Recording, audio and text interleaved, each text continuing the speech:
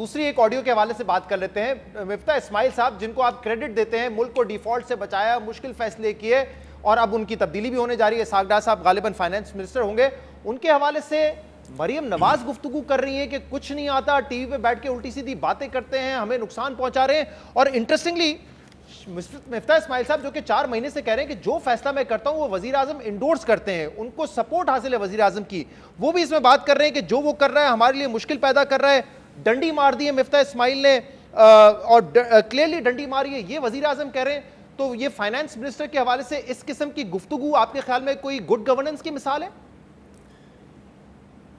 یہ بالکل ایک جمہوری اور سیاسی حکومت میں ایسا ہو سکتا ہے, ایسا ہونا چاہیے.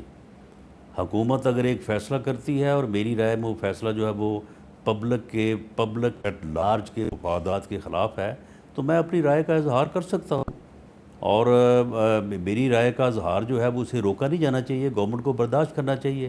مفتاح اسماعیل صاحب اگر فائنانس منسٹر ہیں, ان کے اوپر پوری اپوزیشن تنقید کرتی ہے اور لوگ تنقید کرتے ہیں, تو اگر ہم میں سے کسی نے کہہ دیا کہ جناب یہ جو بلوں والا معاملہ ہے یہ آپ نے بڑی زیادتی کی ہے, تو اس سے کیا ان کو فرق پڑ جائے گا؟ جی ہمیں اپنی رائے کا اظہار کرنا چاہیے. اور اگر مریم نواز صاحبہ کا یہ خیال ہے کہ ان کے کچھ فیصلوں کی وجہ سے ہمیں پولیٹیکلی نقصان پہنچا تو اس میں غلط کون سی بات ہے؟ رانا صاحب, مریم نواز صاحبہ نہیں, شہباز شریف صاحب جو کہ کابینہ ہیڈ کرتے ہیں, وزیر اعظم ہیں, ان کی گفتگو کی بھی میں نے آپ کو بتایا, وہ بھی کہہ رہے ہیں کہ پتہ نہیں کیا کر رہا ہے, سمجھ نہیں آ رہی. اور بلوں کا معاملہ ہو اس سے مفتاح اسماعیل صاحب کا تعلق نہیں ہے.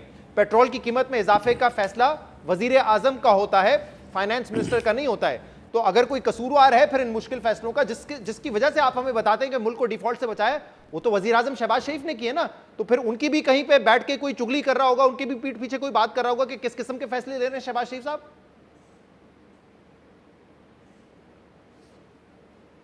اب دیکھیں نا, یہ بعد میں جو 300 تک جو ہے وہ ایڈجسٹمنٹ چارجز جو ہے وہ وڈرا کیے گئے ہیں, یہ پہلے کیوں نہیں وڈرا کیے گئے؟ یہ پہلے ہی ہو جانے چاہیے, وڈرا ہو جانے چاہیے تھے.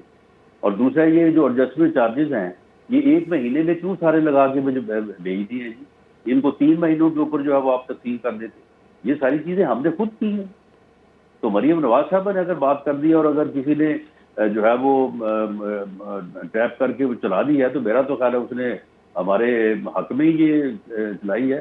اس سے کوئی ہمیں نقصان یا اس میں کوئی ہمیں اس بات کی شرمندگی نہیں ہے. ہم وہ فیصلے جن فیصلوں کی وجہ سے پبلک ایٹ لارج جو ہے وہ افیکٹ ہوئی ہے, ان فیصلوں کے متعلق ہم آپس میں بیٹھ کے بھی اور ایک دوسرے کے بارے میں بھی یہ کہتے رہے ہیں اور کہہ رہے ہیں کہ جناب یہ ایسے نہیں, ایسا ہونا چاہیے تھا, یہاں پہ یہ غلطی ہوئی ہے, اس غلطی کو آپ جو ہے وہ درست کریں. تو یہ چیزیں جو ہیں یہ پولیٹیکل گورنمنٹ میں ہوتی رہتی ہیں. رانا صاحب 2 آڈیوز میں نے آپ کو بتائی اور دونوں پہ آپ کہہ رہے ہیں کہ اس سے حکومت کا فائدہ ہے, ہماری گڈ گورننس ثابت ہوتی ہے, وزیر اعظم نے تو بڑی اچھی بات کی ہے. یہ کہاں سے لیک ہوئی ہے پھر رانا صاحب آڈیو؟ اگر آپ کہہ رہے ہیں اس کا فائدہ ہی حکومت کو ہو رہا ہے, آپ پریشان بھی نہیں ہے کہ کوئی نیشنل سیکیورٹی بریچ نہیں ہے, تو پھر تو تاثر ایسا ملتا ہے کہ آپ تو خوش ہیں کہ یہ آڈیو لیک ہو گئی ہے. تو کہاں سے لیک ہوئی ہے یہ آڈیو پھر؟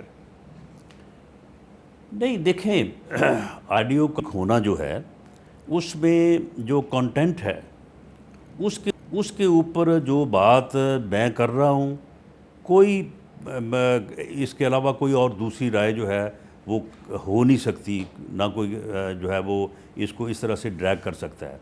جہاں تک اس بات کا تعلق ہے کہ وہ ٹیپ کس طرح سے ہوئی ہے, اگر ایک بات یہ ہے کہ جی کوئی ٹیلی فون کسی کا ہیک ہو گیا یا جو ہے وہ اس قسم کا معاملہ ہو گیا, اس کی بھی ایک احتیاط اور ایک سیریسنس ہوگی. لیکن اس میں اور جو دوسری بات آپ کر رہے ہیں اس میں زمین آسمان کا فرق ہے. اور پروب اور انویسٹیگیشن کے بعد جو چیز سامنے آئے گی اس کی پوزیشن کے مطابق ہم ایکشن لیں گے. ہر آڈیو میں شہباز شریف صاحب ہیں, ہر آڈیو آپ کہہ رہے ہیں شہباز شریف صاحب کے حق میں جا رہی ہیں, آپ کو کوئی اعتراض نہیں لگ رہا ہے ان آڈیو کو لیک ہونے پہ.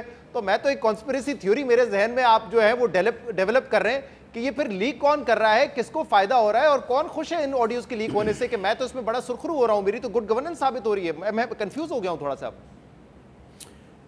چلیں, میرے پاس میرا جو سٹاف ہے اس میں مجھے کسی دوست نے کہا کہ جی اس ایک آدمی کی نشاندہی کر کے, تو اس نے کہا کہ جی یہ تو پہلے جو فارمر وزیر داخلہ تھے شیخ رشید, یہ تو اس کا بڑا خاص آدمی ہے, تو یہ تو آپ کی باتیں جو ہے وہ ساری جا کے وہ انہیں بتائے گا, تو آپ اس کو ہٹا دیں. میں کوئی ایسی بات کرتا ہی نہیں ہوں جو مجھے چھپانے کی ضرورت ہو.